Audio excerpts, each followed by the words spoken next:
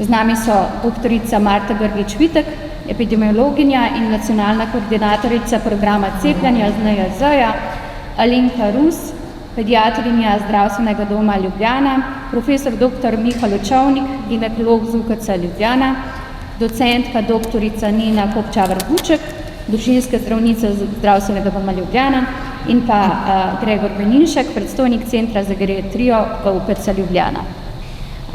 Če začnemo z vami, doktorica Marta Grgič-Vitek, zakaj je cepljenje pomembno prav v vseh življenjskih obdobjih, me zanima najprej, in pa kje je tukaj Slovenija, s čim se lahko pohvalimo, kje so možnosti za napredek? Ja, letošnji program, ta Evropski teden cepljenja poudarja pomen cepljenja za vse generacije. In v Sloveniji se lahko pohvalimo, da ima naš nacionalni program cepljenja že dolgo tradicijo, ker so bila številna cepljenja, sicer predvsem za otroke, omogočena že v 60 letih prejšnjega stoletja in program se v bistvu stalno dopolnjuje. Zdaj, sistematično cepljenje skozi več desetletij je omogočilo, da se pri nas nekatere nalezljive bolezni sploh ne pojavljajo več. To so recimo otroška paraliza, davica, rdečke, mumps, okužba s Haemophilus influenzae tipa B.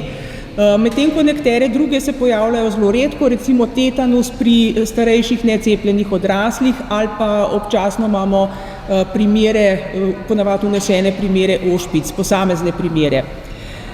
Zdaj, slovenski program cepljenja se z leti dopolnjuje tudi glede cepljenja odraslih. Tako je že dolga leta na voljo in priporočljivo cepljenje vseh odraslih proti gripi in sicer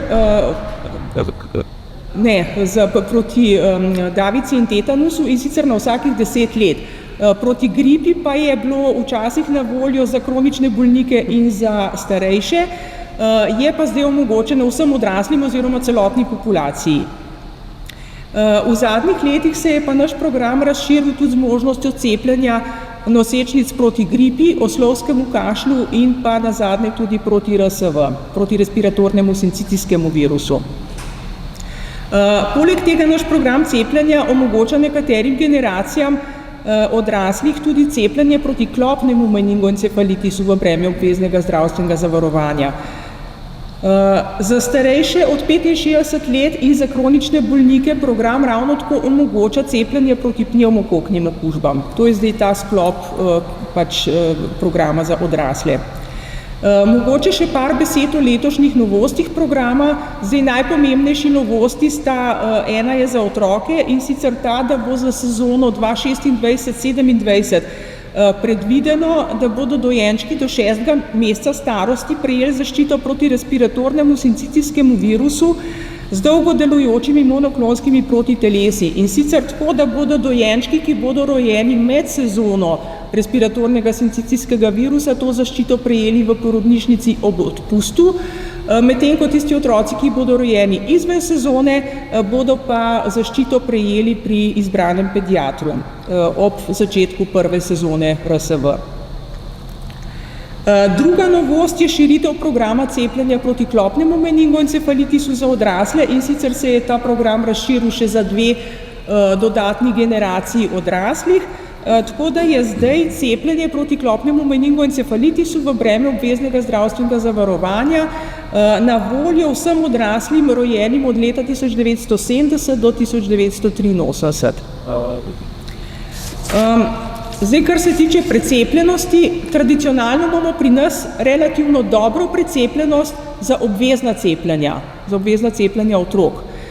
Nekaj slabša je ta precepljenost za priporočena cepljenja otrok, najslabša pa je za priporočena cepljenja odraslih. Tukaj imamo pa res nizke precepljenosti.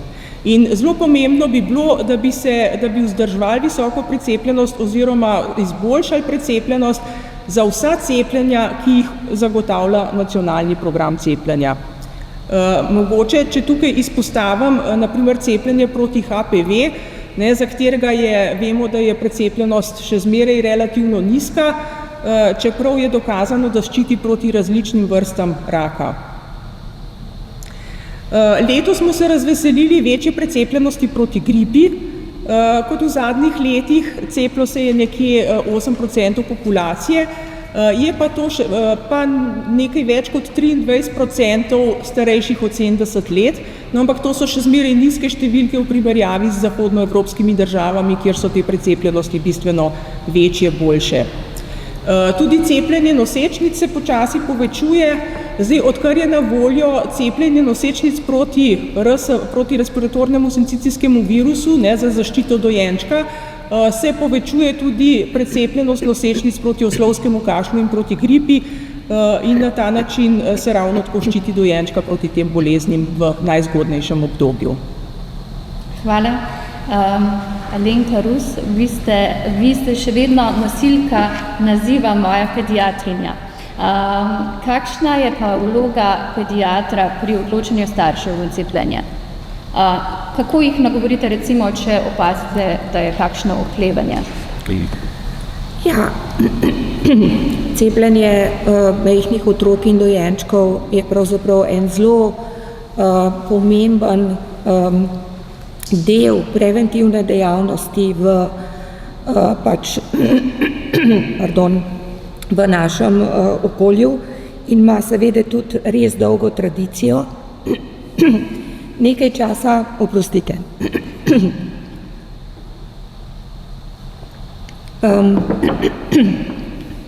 Nekaj časa je seveda to cepljenje bilo kar nekako, se niso ljudje spraševali o tem, ali je cepljenje koristno ali ni koristno. Cepljenje je bilo obvezno, vsi smo bili cepljeni, tisti, ki smo že malo starejši, se seveda tega cepljenja tudi še dobro spomnimo.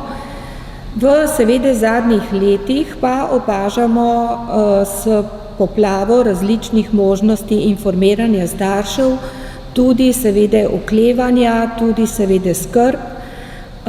Pediatri seveda smo zagovorniki cepljenja in naša naloga ni prepričevati, naša naloga je podati pravo informacijo, ki je podprta z znanstvenimi dokazi in pa seveda izhaja tudi iz naše, jaz za sebe že lahko rečem, dolgoletne prakse. Starši dostikrat rečejo, mi zdravo živimo, mi delamo vse za to, da bomo zdravi in seveda vprašanje tukaj ni, ali si zdrav ali si bolan, ampak ali si zaščiten ali nisi zaščiten. In zaščiten si lahko na način, ki ga cepljenje ima. Zdaj, mali otroci in dojenčki posebej imajo veliko dejavnikov, zakaj so tako zelo ranljivi. Ranljivi in seveda dovzetni za okužbo, hkrati pa tudi dovzetni za težji potek okužbe. Na nekatere te dejavnike imamo vpliv, na nekatere nimamo vpliva. In mi nimamo vpliva, da so dojenčki tako zelo majhni, čeprav nikoli niso pomanjšani odrasli. Pri njih je vse majhno, pri njih so votlinice majhne, pri njih so organi blizu, tako da če imamo mi neko okužbo v nosku, je ta okužba zelo hitro lahko še kje drugje in seveda zaradi tega so ranljivi za okužbo. Ta drugi dejavnik, na katerega tudi nimamo vpliva, je pravzaprav razvojni dejavnik. Dojenčki in mali otroci si ne znajo učinkovito izpihati nosa, ne znajo učinkovito se odkašljati, tega se še učijo. Ne moramo jim dopovedati, da se pri noricah naprimer ne smejo praskati, ker praskanje je rizični dejavnik za to, da se norice lahko zakomplicirajo. Na vse to nimamo vpliva. Imamo pa vpliv, morda, tako si predstavljamo, z nečem, s čimer vplivamo na njihov še nezrel, tako imenovan naiven imunski sistem. Nekaj naredi že v nosečnosti mamica, ker za svojo imunsko zgodovino prenese proti telesa že v plod, nekaj naredi z dojenjem, zelo veliko naredi s cepljenjem v zadnjem trimestru nosečnosti, kar bo še potem kasneje govora. Ampak nekaj lahko naredimo pa tudi mi.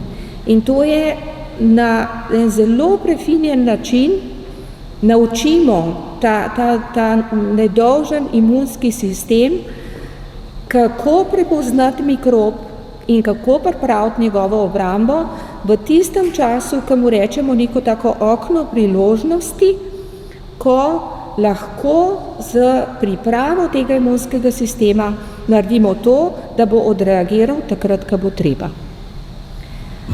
Zaenkrat raziskave, tudi naše slovenske, ki jih je delala Zdravniška zbornica, kažejo, da starši še vedno nekako, kar se informacij o cepljenju tiče, najbolj zaupajo pediatru.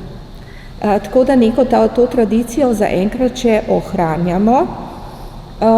Verjetno tudi zato, ker mislim si tako, da če nam zaupajo otroka, ko je bolan in ko so res ranljivi oni in otroček, nam verjetno zaupajo tudi takrat, ko je otrok zdrav. Tako da mi smo veseli, da se širi program.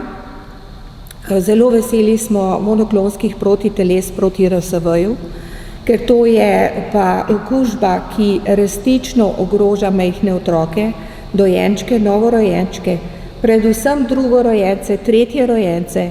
Ti so vedno najbolj ogroženi, ker prvorojenčka že nekako zaščitijo v tisti sezoni, medtem ko sorojenčki so pa vedno zelo ogroženi in to je bolezen, ki lahko vodi tudi v smrt. Tako da smo zadovoljni, da bodo imeli zdaj ti naši novorojenčki tudi to možnost. Torej, nosečnicam se priporoča cepljenje proti RSV-ju, proti gripi in proti oslovskemu kašlju. Zakaj se priporočajo ta cepljenja? Kaj s tem nosečnica pridobi in kaj otrok izgubi?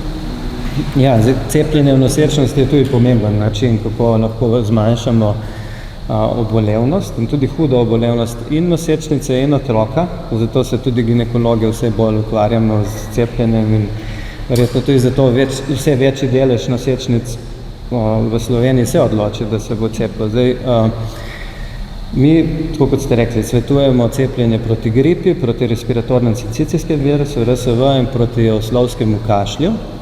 Zdaj, kar se nosečnice tiče, vse respiratorne okužbe, tudi te 3 v nosečnosti zaradi anatomskih sprememb, zaradi sprememb v imunskem odzivu potekajo lahko bistveno težje in so večkrat nosečnice, ki zbolijo, lahko tudi zelo bolne napram enako starim nenosečim ženskam. In ko se nosečnica cepi, zaščiti sebe. Po drugi strani je pa ob cepljenju njen imunski odgovor odreagiral, nastanejo protitelesa, ta protitelesa se prenesejo čez posteljico na otroka in ko se otrok rodi, ima dovolj protiteles, da v tistih prvih mesecih do 1. leta, ko če zboli za temi boleznimi, lahko res zelo hudo zboli, to, kar smo že slišali, zaščiten. Zdaj, to je, kar se učinkovitosti tiče. Zdaj, jaz sem prepričan, da vsem nam je zelo pomembna tudi ta vidik varnosti cepiv.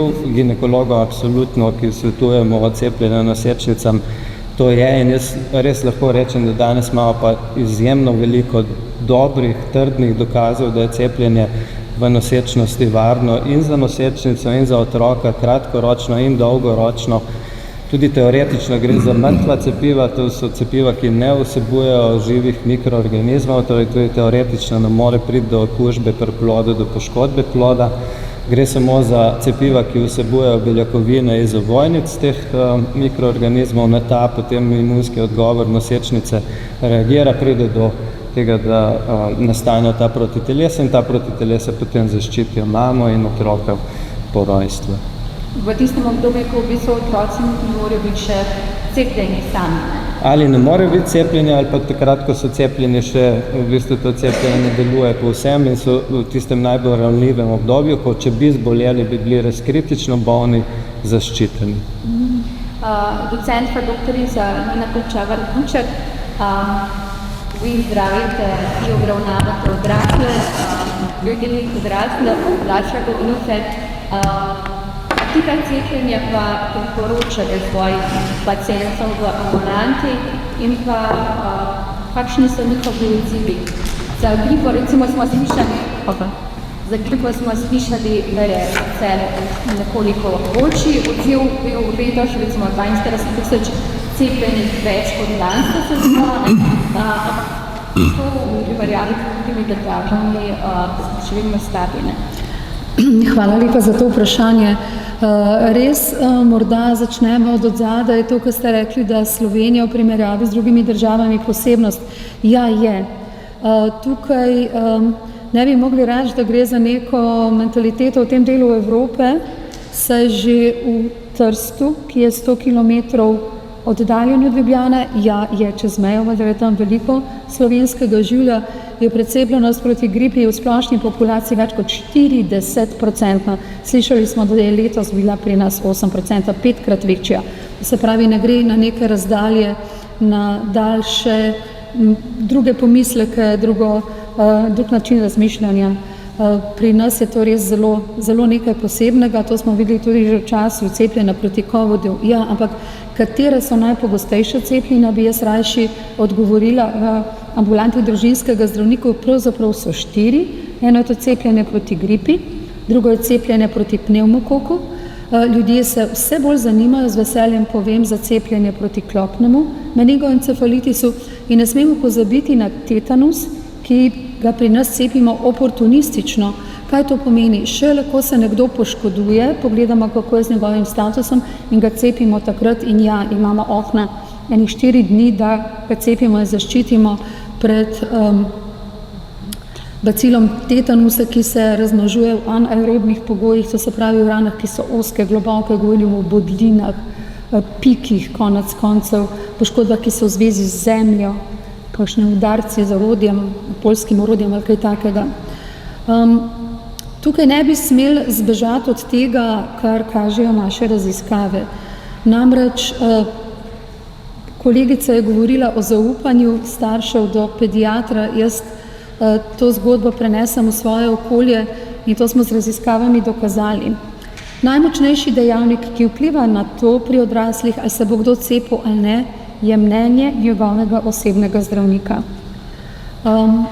Raziskava je pokazala, recimo o cepljenju proti pnevmokoku, če ga samo omenim, ki je pri nas tudi zelo nizko in pljučnica zelo pomemben vzrok smrti, posebej med starejšimi, to bo kolega dr. Vanišek gotovo še omenil, precepljenost izjemno nizka.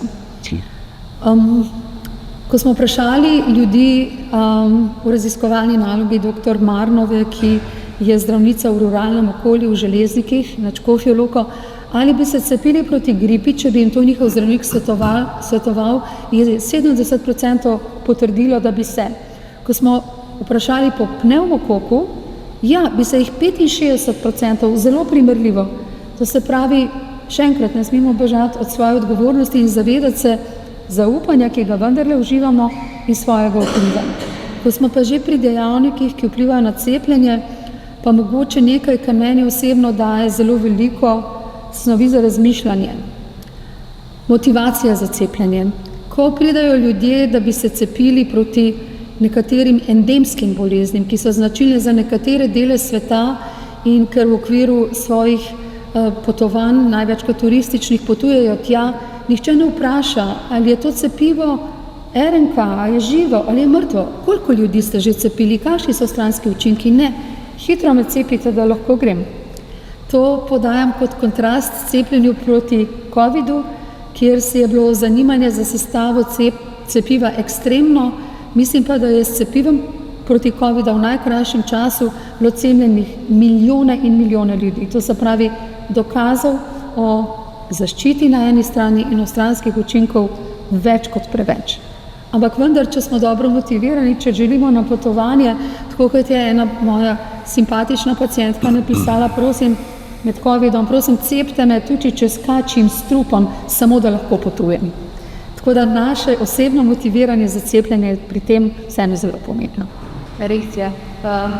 Tudi recimo raziskave kažejo, da tudi nosečnice najbolj zaupajo svojemu ginekologu, ali bi bo ponudil oziroma svetoval cepljenje ali ne. Se je pa vseeno v tem času, se je v zadnjih letih cepljenost nosečnic recimo pred RSV pa v slovskem okašlju kar dvignila na recimo 20%, ne? Imamo pa še vedno možnosti za izboljšavajo. Ja, tukaj so se v bistvu dve stvari izboljšali. Prvič, da jaz mislim, da vse več ginekologov tudi svetuje cepljenje in drugič je dostopnost do cepljenj za nosečnice večja.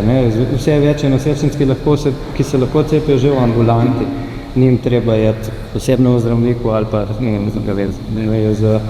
tako da vse večje ginekoloških ambulant, ki ob predporodnem varstvu ponujajo tudi možnost, da se nosečnice cepijo. Takrat, ko to vidimo tudi, da je ta delež cepljenih nosečnic večji. Rekli smo od začetka življenja pa do kasnejšega obdobja, kako se tako izrazimo. Dr. Veninšek, kaj se dogaja z imunskim sistemom starejših odraslih in zakaj je potem ključno, da se cepijo res vsako leto, recimo proti gripi in pa enkrat proti pnevmokokku? Zdaj, razgovor o imunskem sistemu lahko postane zelo kompleksen, če se lotimo detajlov. Jaz niti nisem strokovnjak za imunologijo, tako da bi poglobljeno razmišljanje v tej smeri ne bilo primerno z moje strani. Dejstvo pa je, in to lahko suvereno trdim, se to tudi potrjuje, da z starostjo sposobnost imunskega sistema za soočanje z okužbami slabi. In seveda, če slabi odziv na okužbe, se bo povečala pojavnost okužb, ki so lahko pomembne do tega, da se slabo počutimo, pomembne do tega, da tudi umrejo. Cepljenje je eno izmed orodij, ki lahko tle pomaga. Ampak začel bom drugje. A veste kako, oziroma pomislite, kako se je včasih ugotovilo, da je prišla gripa v državo oziroma v eno lokalno okolje? Tako, da so se parte povečale v časopisih. Ko je bilo povečano število part, takrat je bila gripa v državi. Smrtnost se je povečala. Mi takrat v preteklosti se niti ni vedelo, ni bilo takih možnosti laboratorijskih, da bi se gripa dokazovala. Tam, kjer se je vedelo, zdaj je povečana pojavnost, ampak nikakor ni moral biti vsak posameznik testiran. Videlo se pa je, da se je v populaciji pojavila presežna smrtnost. In še danes part ni več, lahko pa na spletnih straneh NIJZ-ja in drugod spremljamo, kakšna je umrljivost v določenih časovnih obdobjih v državi in v času respiratornih okužb. Jih je seveda več, ampak gripa je ena izmed najbolj pomembnih prenosnih virusnih okužb, ki se pojavljajo v obdobju med nekje oktobrom, novembrom pa koncem marca, imamo presežno smrtnost.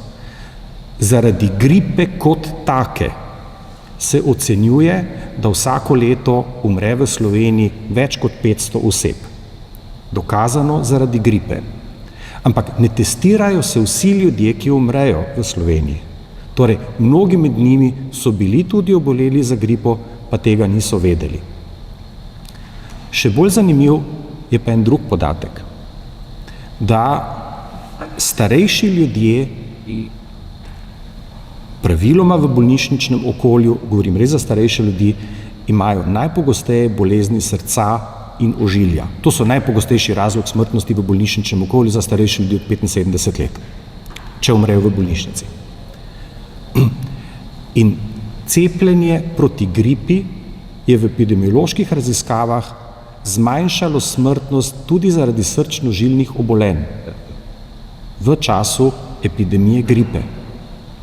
Se pravi, ta korelacija, ali imam zagotovo jaz dokazan virus gripe in ali je to cepivo res učinkovito, je malo manj pomembna, če gledamo celo skupnost.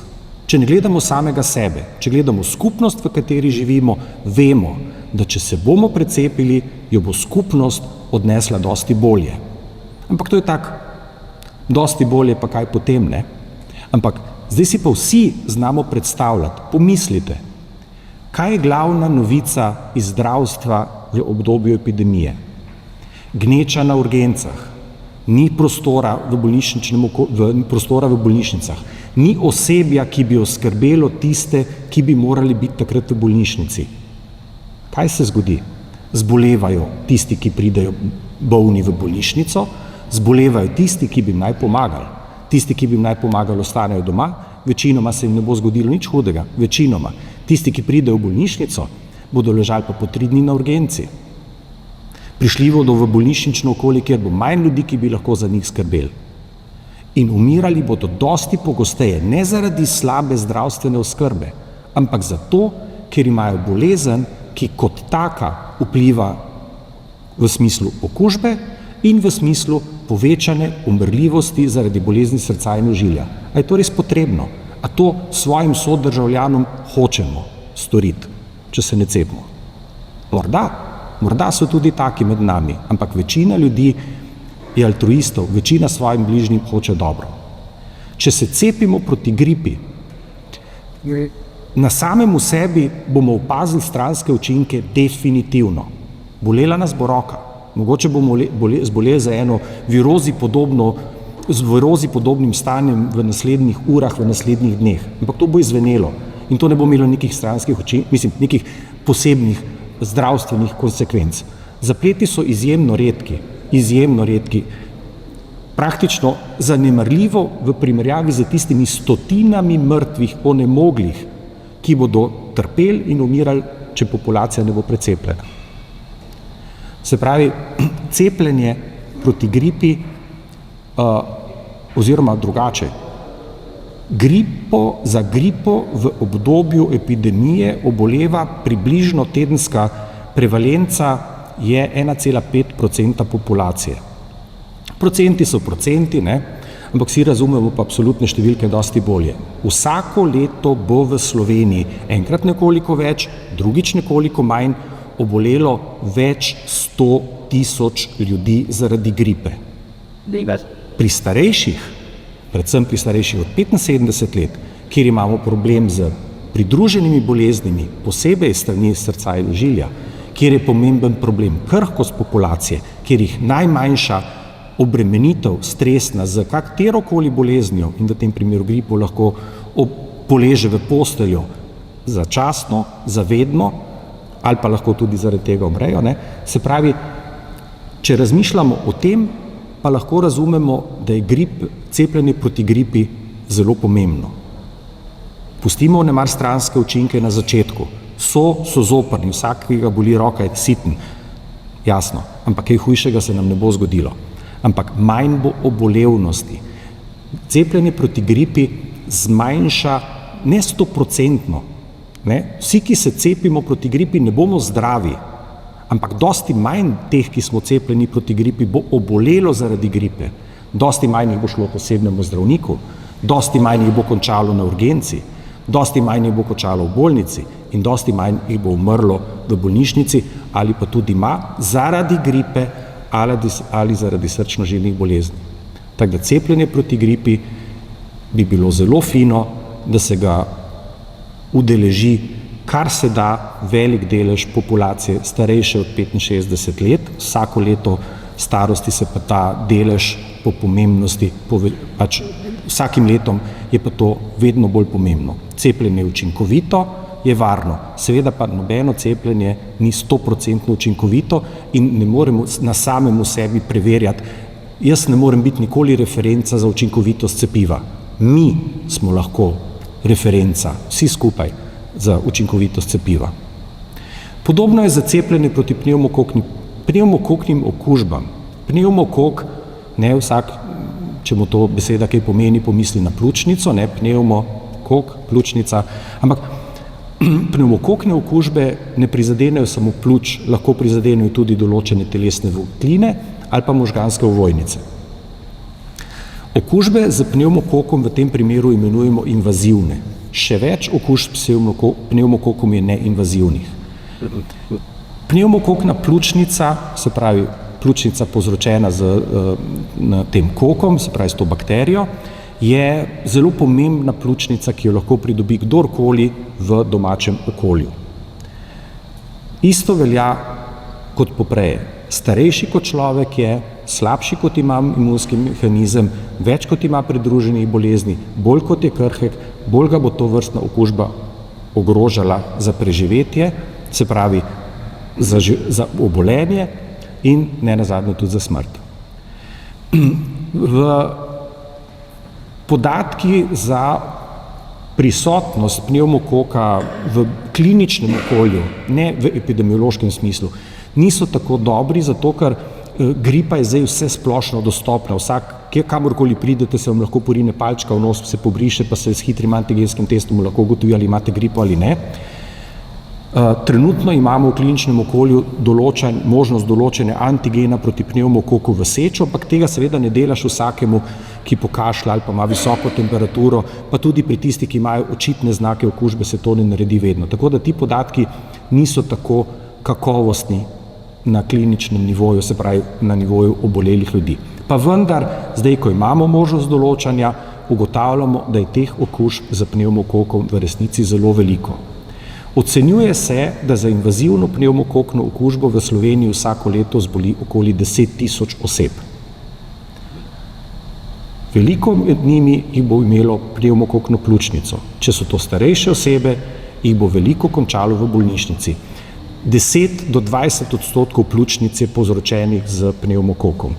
In tisti, ki končajo v bolnišničnem okolju, pomeni, da niso samo, pljučnica ni nikoli imam samo pljučnico, ampak če končaš v bolnišničnem okolju, pomeni, da si tako obnemogel, da potrebuješ pomoč in drugih oseb ali celo podporo kateremu izmed organskih sistemov. Dodajanje kisika, dodajanje tekočin, podporno zdravljenje pri poslabšanju popuščanja srca. Ista zgodba je za starejše ljudi, ki dobijo pnevmokokno pljučnico kot gripo. Imajo tudi druge bolezni in te se poslabšajo v času prebolejo pnevmokokne okužbe. In tudi zdravljenje oziroma cepljenje z pnevmokokom ima enake stranske učinke, kot ima cepljenje proti gripi. Bolela vas bo roka, pa če vas ne boli roka, imate blazno srečo, ampak roka vas bo skoraj da vedno bolela, dan do dva. Ampak to je najhujše, kar se vam bo zgodilo. Bo pa preprečilo obolevnost, urgenco, čakanje na prosto posteljo in potem z veliko gotovostjo v velikem deležu lahko prepreči tudi smrt. Ne umrejo vsi, ki so v bolnišničnem okolju zaradi pnevmokokne pljučnice, da ne bo napačno razumevanje. Vendar med tistimi, ki umrejo, bi se s cepljenjem dalo tretjino do polovico smrti preprečiti. Hvala. Hvala lepa.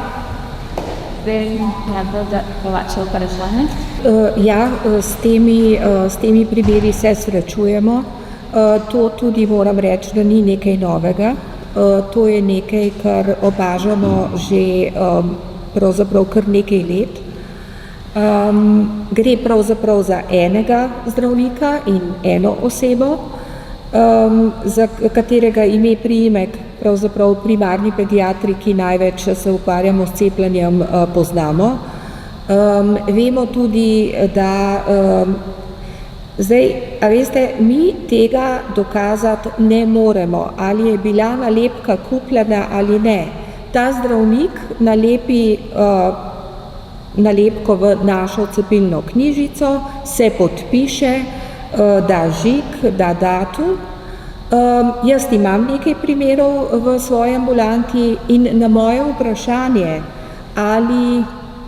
zakaj pravzaprav so se starši odločili za cepljenje v Avstriji, ker pravzaprav pri nas bi bili cepljeni z enakim cepivom in to bi bilo zastonj, so mi starši rekli, da je to zato, ker je ta gospod zdravnik tudi homeopat in on ob tem cepljenju predpiše ali pa doda še neka homeopatska zdravila, ki delujejo na način, da zmanjšajo stranske učinke tega cepljenja.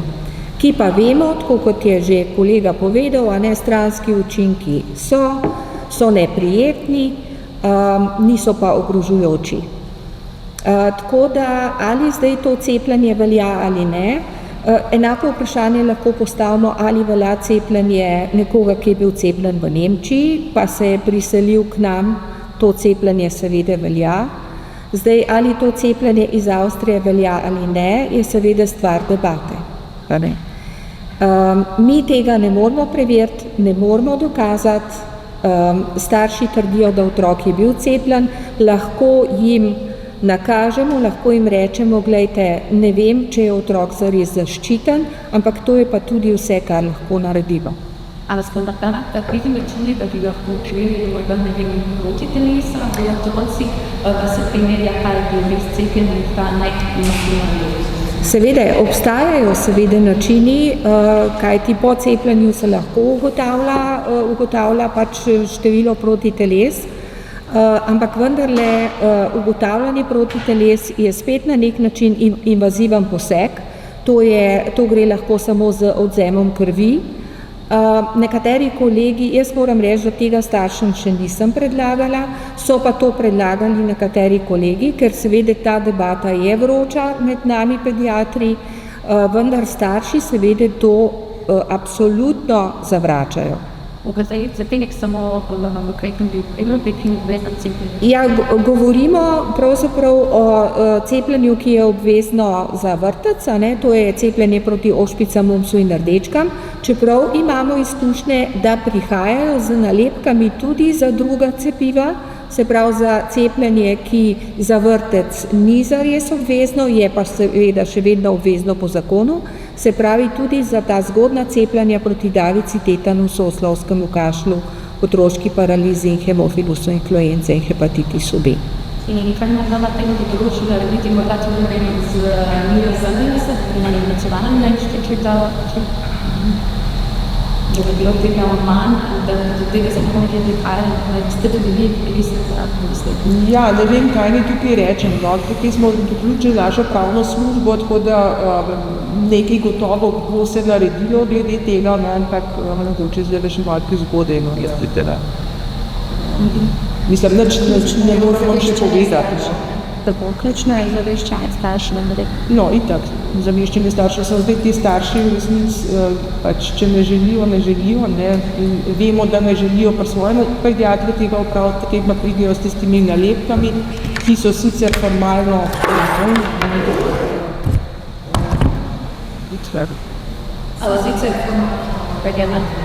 Kako? So sicer formalno veljavne. Formalno veljavne, ja, samo, a veste, to je zdaj tako, mislim, starši potem zahtevajo od pediatra, da jim napiše neko potrdilo, mnenje naše pravne službe je bilo, da to pa pediater ni dolžen narediti za cepljenje, ki ga ni sam opravil, Še manj se tudi? Ja, vi ste rekli, da to traja že več let, oziroma da to nova zgodba. To je ta ena oseba, avstrijski zdravništvo obrazovati. To je počne, a ste vi kakorkoli različili zbornice, veliko kontaktu z avstrijskimi pediatri, z avstrijsko zbornico, če se ga kakšnokoli postopki zdaj pa to osebo, glede na to, da to včasih že traja. Ja, torej mi kot organizacija, se pravi sekcija za primarno pediatrijo, smo seveda te dogodke zaznali in smo se na nek način poskušali organizirati in seveda to problematiko nekako obelodaniti. Tukaj smo si poskušali pomagati z Zdravniško zbornico Slovenije, ki je seveda tudi pripravila neke dopise za svojo pravno službo z avstrijsko zdravniško zbornico, vendar je bil odgovor po mojih informacijah, jaz seveda nimam čist mogoče vseh pravnih informacij, kako daleč so ti postopki, je bil, da ta zdravnik ni član avstrijske zdravniške zbornice, ker članstvo v avstrijski zdravniški zbornici ni obvezno, tako kot je to pri nas, in da zdravniška zbornica tukaj nima nekega vpliva na tega zdravnika. To je ta informacija, ki jo jaz vem. Lahko pa, da je zdaj na to temo še kakšni novi postopki, to vam pa ne bi vedela povedati. Če po vašem mnenju glede na to, da gre domnevno za lažna potrdila, da se ne ve, ali starši plačajo ali ne, ali to stvar, ki bi se mogla aplicirala, slovenska recimo, glede na to, da pač te ljudje v Sloveniji zdaj govorim, hodijo s temi lažnimi potrdili, da tudi zdravnik tudi dela nekaj očitno nelegalno, Ja, na to vprašanje vam jaz seveda težko odgovorim. Jaz vam lahko odgovorim kot laik, meni se zdi to protipravno, ampak jaz seveda nisem pravnik in pač ne morem vedeti, ali je to tudi kaznivo dejanje, ponarejanje neke uradne listine ali ne, ker je to seveda vprašanje pravne stroke, bi rekla. Vsekakor ni v redu in vsekakor smo pediatri zelo pozorni na take otroke, ker vendarle tudi vsa diagnostika v primeru bolezni mora iti v neko drugo smer, če pravzaprav ti ne veš, ali ta otrok zares zaščiten ali ne. Mogoče še gospa Vrbič, kako pa je pa sploh s precepljenostjo, to je za te obvezne, za to obvezne cepljenja, a za raste ali pada, stagnira, kje se? Ja, zdaj po COVID-u pravzaprav so šle vse te precepljenosti nekoliko navzdol, no, ampak se zdaj nekako prihajamo spet, zdaj številk nimam pred sabo, mogoče, če boste želeli, no, vam pol kasneje pošljemo še številke, oziroma so itak dostopne v teh naših letnih poročilih, no, tako da, ampak ja, je nekoliko upadlo, vsa ta, razen cepljenja proti, to se pravi ošpicam, mumsu in rdečkam, ne, so te ostale precepljenosti so kar upadle med COVID-om. Kar se pa tiče tega cepljenja proti ošpicam, mumsu, rdečkam, je pa zdaj v zadnjem letu nekoliko upadlo, ker je bilo prej ves čas relativno visok. Sem tukaj je res potrebna visoka precepljenost, ne, tako da že če za 1% razlike pravzaprav smo že pozorni in pač nas začne skrbeti, no. Ker tudi mi delamo ta poročila letna za Svetovno zdravstveno organizacijo vsako leto, kjer nekako preverjajo status države pri eliminaciji ošpic, ne. Slovenija namreč velja za državo, ki je eliminirala ošpice, to se pravi, pri nas nimamo krožečih virusa ošpic, ki bi krožil, pri nas pač ošpice pridejo, se vnesejo od drugod in se morda potem razširijo še na kakšnega posameznika, ki ni zaščiten. Sicer pa nimamo, pri nas velja, da so ošpice eliminirane, no. Tako da in tam so zelo pozorni na te padce, recimo, ne, če bi tudi v eni regiji padla precepljenost, preveč bi že bili, ne, mogoče bi izgubili ta status, no. Ki so to, so to cepljenje, ki ste rekli, da je bogo so za dojenčke. Tukaj pa tu ne gre za cepljenje sploh, tukaj gre pa zaščita z monoklonskimi protitelesi, ja, za dojenčke do 6. Vse te novosti, ki se zdaj uvajajo v zadnjih po letu 2000, pravzaprav nobena novost ni bila več uvedena kot obvezno cepljenje ali pa obvezna zaščita. Ampak je pa to ena velika, jaz upam, da bo to izvedeno, no, ta prav čas, tako da to je res ena velika priložnost za zaščito otrok, dojenčkov, v tem najranljivejšem obdobju, ne. No, saj tam, če lahko samo dodam, ta možnost zaščite z protitelesi proti temu RSV virusu, ne, ki ga zdaj tudi že laiki pravzaprav poznajo, je obstajala že prej, ampak je bila za izbrano populacijo, za izbrane otroke, predvsem na način tega, da so bili še bolj ranljivi, bodisi zaradi neke kronične bolezni, s katero so se rodili, ali pa so bili tako zelo prezgodaj rojeni. Tako da mi to smo že imeli tudi prej, tudi to imamo zdaj že nekaj let, ampak to so bila kratko delujoča protitelesa, se pravi kratkotrajna zaščita, ki jo je bilo treba ponavljati enkrat na mesec v sezoni, ko virus RSV kroži. To so bili določeni res majčkani otroci, kakšni te s kroničnimi srčnimi, pljučnimi boleznimi, in smo to zaščito izvajali že prej. Zdaj, po novem oziroma od nove sezone jeseni RSV-ja, bo pa ta zaščita univerzalna, tudi že prej ni bila obvezna, starši so lahko odklonili, če so želeli. Ampak niso odklonili. Ampak večinoma niso odklonili, zato ker so to res dojenčki, nedonošenčki tam, pod 30 tedni rojeni in tako. Zdaj bo pa ta zaščita nekako univerzalna za vse najbolj ranljive dojenčke, se pravi ki bodo stari manj kot 6 mesecev v sezoni, ko bo RSV aktiven, to je pa običajno nekje od novembra pa do aprila, ali pa oktobra do aprila. In samo ena injekcija. In samo ena injekcija, ker je dolgo delujoča. Ne? Prej so pa hodili vsak mesec, 5-krat, 6-krat na sezono. Ker RSV je najpogostejši vzrok za hospitalizacije, ne?